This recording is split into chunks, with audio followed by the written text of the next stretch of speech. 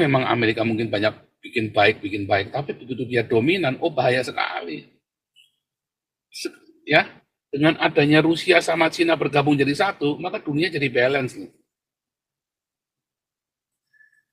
Coba lihat, Cina. Amerika mendatangkan keuntungan apa buat Indonesia? Nggak ada. Arab aja nggak bikin keuntungan apa-apa buat Indonesia, coba Cina.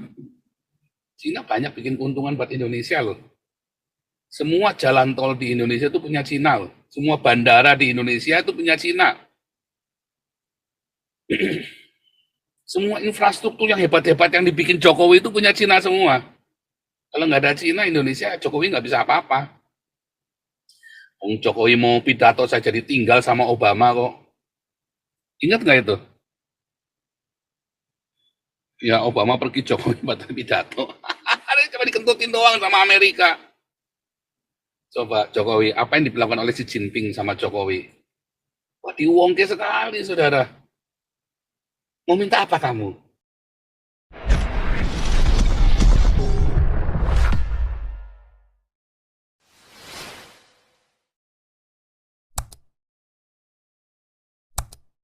Enggak, Pastor Paul. Ya, Ya, Shalom Pastor Paul, Shalom teman-teman Galarua. Gini Pastor Paul, kalau menurut saya sih apa ya, zaman sekarang ini karena perang Ukraina gitu kan, Vladimir Putin sewenang-wenang, begitu dengan gerombolannya Xi Jinping sama Kim Jong Un, mereka sama-sama memporak-porandakan dunia, terjadi inflasi di mana-mana gitu loh. Begitu juga dengan Xi Jinping, di mana Xi Jinping mengedit-edit sejarah bangsa Cina yang begitu besar, cerita-cerita sejarah nenek moyang leluhur Cina diedit oleh PKC yang dipimpin oleh sekarang Xi Jinping. Jadi saya gimana ya, ya bolehlah kita berbeda gitu loh Pak Paul. Jadi saya miris gitu lihat dunia ini sekarang, perang Ukraina nggak berakhir juga gitu. Sementara resource terbesar tuh ada di Rusia dan ada di Ukraina gitu loh. Saya apa ya, miris sih lihat kebangkitan blok kiri kayak gini sih. Begitu juga dengan ideologi transnasional kan. Di mana-mana mereka bangkit. Taliban udah berkumpul dengan Xi Jinping di Peking, di Beijing gitu loh. Jadi saya miris sih lihat mereka ini sama-sama bangkit gitu, entah gimana gitu loh. Ada Taliban juga diundang oleh Xi Jinping ke Peking, ke Beijing. Aduh, jadi apa ya? Ya semoga aja lah blok kiri ini bisa apa ya? Bisa kelar gitu loh. Bisa kelar. Kita minta tolong kepada Tuhan Yesus agar dunia ini dipulihkan, agar kebangkitan leftis blok kiri yang mau bangkit ini adalah gerombolan blok kiri bisa segera lenyap di dalam sekejap. Makasih Pastor Paul. nah ini kasih tahu ya.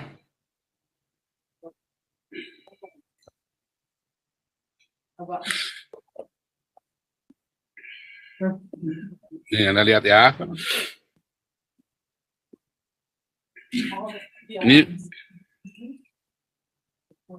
Ini Rusia. Ya. Di Belarus.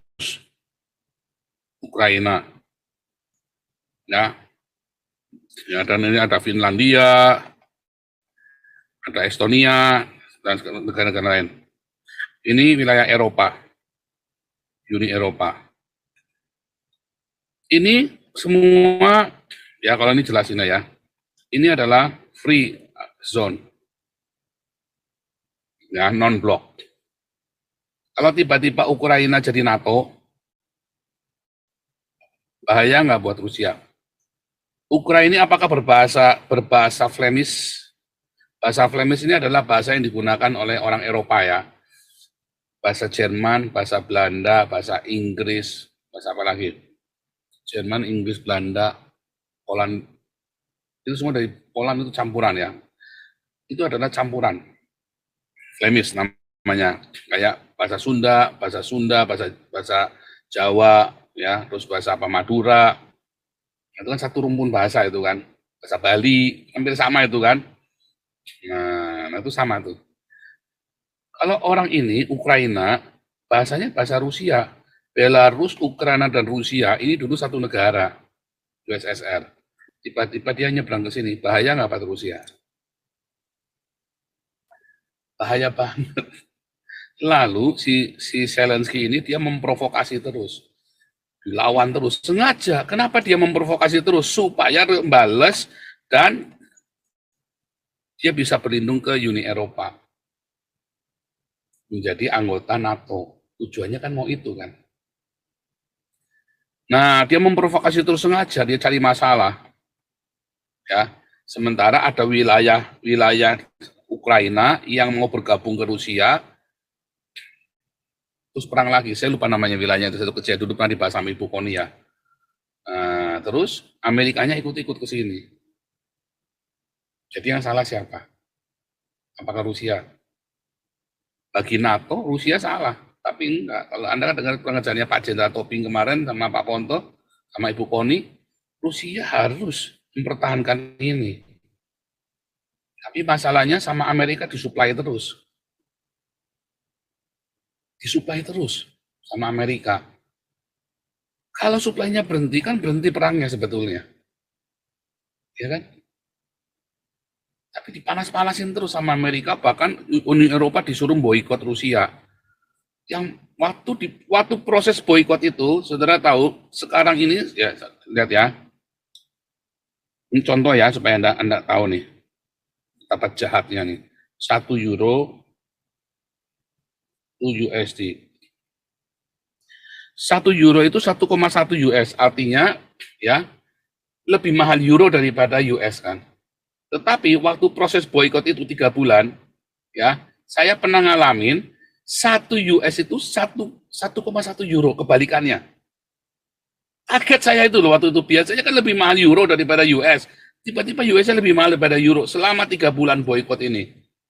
Wah, Belanda pintar, saudara. Begitu ngerti gitu, wah, enggak benar. Harga gas di Belanda, ya, gara-gara ikut-ikutan boikot itu ya, seruan Amerika buat boikot NATO itu kan, harga gas biasanya 1,6 euro per kilo, ya, biasanya. Tiba-tiba jadi 3,7, saudara. Naik berapa kali lipat tuh? 2 kali lipat? Enggak. Naik 2,5 kali lipat, saudara.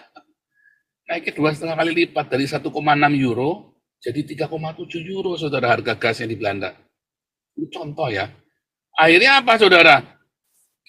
Nggak jadi boikot. Begitu selesai di boikot turun, cek, langsung turun. Pertama sempat 1,3, saudara. Ya sempat 1,4 ya, sampai 1,3 lebih ya. Ya sekarang udah stabilnya di 1,6. Ya memang harganya harusnya 1,6. Yang waktu saya 3,7 ini, wah saya juga pusing, dan banyak orang-orang di Belanda akhirnya nggak bisa kerja karena nggak bisa beli bensin. Oh, bensinnya saja harganya malah selangit, saudara. Gara-gara boikot selama 3 bulan, ditipu sama Amerika. Oh, itu ditipu namanya sama Amerika. Makanya orang Belanda marah sekali sama Amerika. Jadi nggak mau boikot lagi. Jadi sekarang nggak diboikot, tetap jalan terus. Mereka tetap beli gas, tetap dagang minyak. Dulu belinya kan muter lewat Cina, lewat mana-mana, muter-muter, saudara ya. Sekarang enggak. Masuk Jerman. Harga di Jerman gasnya murah sekali, cuma 1,1. Lebih pusing, lebih murah lagi di Jerman. Direct langsung, nggak ikut boikot, nggak mau. Bayang nggak maksudnya? Itu dominansi Amerika. Ya semua negara harus begitu, saudara. Nah, Rusia, kalau Amerika terlalu dominan, bahaya nggak dunia? Bahaya. Segala sesuatu yang single supremasi, single ya, itu bahaya, saudara. Harus ada lawannya supaya seimbang. Nggak bagus. Jadi kalau Anda bilang Rusia salah, enggak. Harus imbang. Kalau nggak bahaya. Amerika kalau dibiarkan sendirian juga bahaya.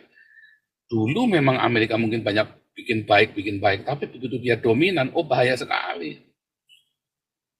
Ya, dengan adanya Rusia sama Cina bergabung jadi satu, maka dunia jadi balance.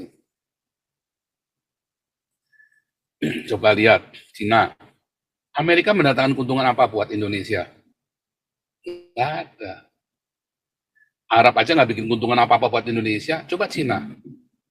Cina banyak bikin keuntungan buat Indonesia loh.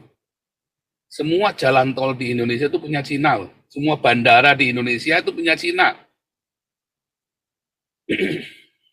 Semua infrastruktur yang hebat-hebat yang dibikin Jokowi itu punya Cina semua. Kalau nggak ada Cina, Indonesia, Jokowi nggak bisa apa-apa. Jokowi mau pidato saja ditinggal sama Obama kok. Ingat nggak itu? Obama pergi saat Jokowi pidato.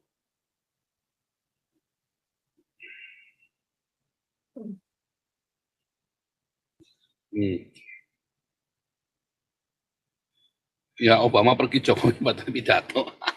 Cuma dikentutin doang sama Amerika. Coba Jokowi, apa yang dilakukan oleh Xi Jinping sama Jokowi? Wah, diwongke sekali, saudara. Mau minta apa kamu? Ya, kamu mau minta apa? Begitu datang ke Cina, kamu mau minta apa? Tanpa Cina, Indonesia udah kolab loh. Utangnya sama Amerika banyak loh. Gak bisa-bisa loh. Dibantu sama Cina luar biasa loh Indonesia. Ya, walaupun tetap namanya harga diri bangsa tadi ya, Kepulauan Natuna itu ya, yang laut apa, Laut Cina Selatan, tetap profesional. Urusan ini, urusan ini, urusan ini, urusan dagang, gitu ya. Ada isu ya, orang Cina ini, orang negara-negara dibangkrutkan sama Cina. Enggak, mereka memang sudah bangkrut, diulurin sama Cina. Tujuannya itu sama seperti Amerika, supaya mereka pakai dolar Amerika. Nah, sama Cina supaya kamu pakai yennya Cina, supaya mata uangnya Cina jadi kuat. Makanya negara kamu tak beli, nah utangnya tak bayarin semuanya, tapi kamu harus pakai mata uangnya Cina.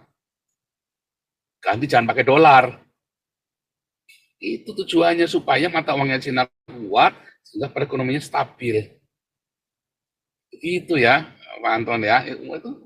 Itu Anda harus masuk sampai ke sana, pemikirannya bukan cuman bukan bukan cuma di kulitnya, sampai ke dalamnya, sampai ngerti sejarahnya semua. Makanya tadi ya proyek obor itu ya, One Belt One Road itu ya, Cina punya Cina itu menguntungkan Indonesia loh. Indonesia itu sudah ditekan sama Barat tuh, udah bisa-bisa loh, udah dipermalukan begitu rupa sama Barat tuh, ya sama sama grupnya Amerika maksudnya ya. Ya tapi itu dagang, Indonesianya bodoh. Tapi begitu ketemu Cina, ya Indonesia berterima kasih sama Cina. Nggak ada Cina, Indonesia udah bangkrut. Bangkrut, krut, krut, krut, krut, krut. Ya, itu faktanya begitu memang.